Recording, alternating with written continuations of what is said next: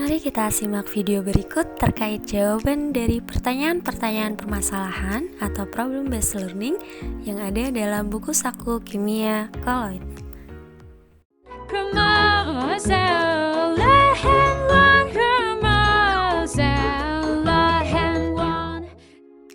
Setelah membaca wacana di atas, coba cari tahu apakah santan merupakan larutan? Jawaban permasalahan, jawaban permasalahan. Santan bukan contoh larutan.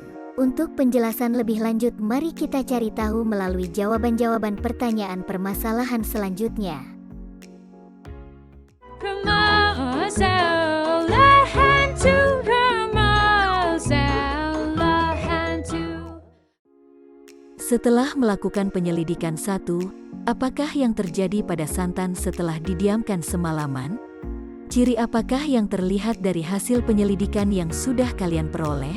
Dari ciri yang terlihat santan termasuk larutan, suspensi, atau koloid? Jawaban permasalahan 2, jawaban permasalahan 2. Setelah didiamkan selama semalaman, ternyata santan terpisah menjadi 2 lapisan. Lapisan putih mengendap pada bagian bawah, sedangkan pada bagian atas berupa lapisan air. Dari ciri tersebut dapat disimpulkan bahwa santan merupakan koloid. Beberapa koloid ternyata dapat terpisah ketika didiamkan dalam waktu yang relatif lama, meskipun beberapa koloid yang lain relatif bersifat stabil. Santan merupakan salah satu contoh koloid yang dapat kehilangan kestabilannya, sehingga ketika didiamkan akan terpisah menjadi 2 lapisan. Permasalahan 3, permasalahan 3. Setelah membaca wacana 1, kalian tahu bahwa santan ternyata tersusun atas 2 komponen. Apa saja? Manakah yang berperan sebagai fase terdispersi dan medium pendispersinya? Berdasarkan fase terdispersi dan medium pendispersinya, santan termasuk koloid jenis yang mana? Jawaban permasalahan 3, jawaban permasalahan 3. Dari wacana 1 diketahui bahwa santan mengandung lemak nabati, yaitu minyak kelapa yang larut dalam air. Dari kedua penyusun santan, kita tahu bahwa minyak kelapa tersebar melalui medium air, sehingga dapat disimpulkan bahwa dalam santan yang berperan sebagai fase terdispersi adalah minyak kelapa dan medium pendispersinya adalah air. Berdasarkan fase terdispersi dan medium pendispersinya, yaitu cair dalam cair, maka dapat disimpulkan bahwa santan termasuk jenis koloid emulsi. Permasalahan 4, permasalahan 4. Kita mengetahui bahwa langit ketika siang hari berwarna biru cerah, namun ketika sore hari langit akan berwarna merah jingga. Jika kalian amati mengapa hal tersebut bisa terjadi, jika dihubungkan dengan sifat koloid, bagaimanakah sifat koloid sesungguhnya? Jawaban permasalahan 4, jawaban permasalahan 4. Langit yang setiap hari kita lihat tentu berisi udara. Berdasarkan bacaan terkait udara, kita tahu bahwa dalam udara terdapat debu, asap, dan embun. Debu, asap, dan embun merupakan contoh-contoh koloid yang ada di dalam udara. Ukuran partikel koloid yaitu 1–100 nanometer relatif lebih besar daripada larutan sejati sehingga dapat menghamburkan sinar. Sementara itu, larutan sejati yang ukuran partikelnya jauh lebih kecil, maka dispersi atau hamburan sinar yang terjadi sangat sedikit bahkan sulit diamati, sehingga apabila dilewatkan cahaya maka yang teramati adalah cahaya akan diteruskannya. Ukuran koloid yang terletak di antar suspensi dan larutan sejati mengakibatkan partikel koloid mampu menghamburkan cahaya. Ketika siang hari langit berwarna biru karena di siang hari matahari posisinya cenderung tegak lurus dengan permukaan bumi. Hal ini mengakibatkan sinar matahari sampai permukaan bumi lurus tanpa hambatan, jarak tempuh lebih pendek, sehingga sinar matahari terdispersi dengan sudut yang kecil dan menghasilkan warna biru. Berbeda dengan kondisi di sore hari di mana matahari berada di bawah bumi.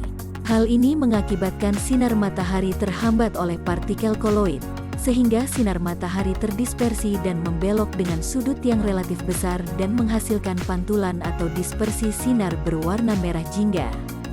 Dari hal tersebut dapat terbukti bahwa koloid memiliki kemampuan untuk menghamburkan cahaya.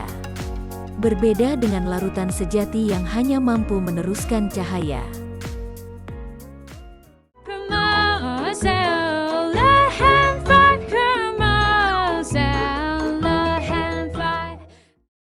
Jika darah merupakan contoh koloid, maka darah termasuk jenis koloid apa? Menurut kalian, bagaimana proses pembersihan darah dari pengotornya? Disebut apakah proses pembersihan koloid darah tersebut? Dari proses tersebut bagaimanakah sifat koloid? Apa yang membedakan antara koloid dan larutan sejati? Jawaban permasalahan jawaban permasalahan.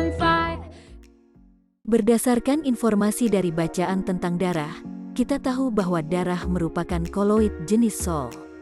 Hal ini karena darah tersusun atas fase terdispersi padat, yaitu butir-butir darah merah dalam medium pendispersi cair, yaitu plasma darah. Pembersihan darah yang seharusnya dilakukan oleh ginjal ternyata harus digantikan oleh penyaring lain karena fungsi ginjal yang tidak dapat berfungsi.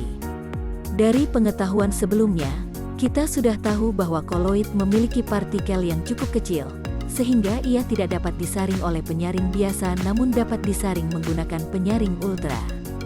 Dalam proses penyaringan darah dapat memanfaatkan membran atau selaput semi-permeabel.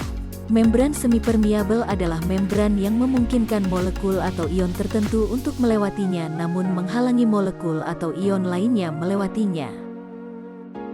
Proses ini dilakukan dengan memasukkan darah yang merupakan partikel koloid ke dalam membran semi-permeabel yang kemudian akan dimasukkan ke dalam aliran air. Melalui proses ini darah akan terpisahkan dengan molekul-molekul atau ion-ion pengotor yang ada dalam darah. Hal ini terjadi karena molekul-molekul atau ion-ion pengotor tersebut ketika dimasukkan dalam membran semi-permeabel dan dialirkan air, maka molekul-molekul atau ion-ion pengotor tersebut akan mengalir menembus membran semi-permeabel. Sementara itu, partikel koloid yang berupa darah tidak mampu untuk menembus membran semi-permeabel. Dengan proses ini maka darah dapat terpisah dari zat-zat pengotornya. Proses pemurnian koloid dengan memanfaatkan membran semi-permeabel disebut dialisis. Supaya lebih jelas, mari kita amati melalui gambar berikut. Darah yang kotor ditandai dengan warna merah dibersihkan dengan dialirkan ke dalam tabung dialiser. Di dalam tabung tersebut terdapat membran semi-permeabel yang dialiri oleh air. Pengotor dalam darah akan tersaring menembus membran semi-permeabel yang ditandai dengan warna kuning. Darah yang sudah bersih kemudian dialirkan kembali ke dalam tubuh yang ditandai oleh aliran berwarna biru.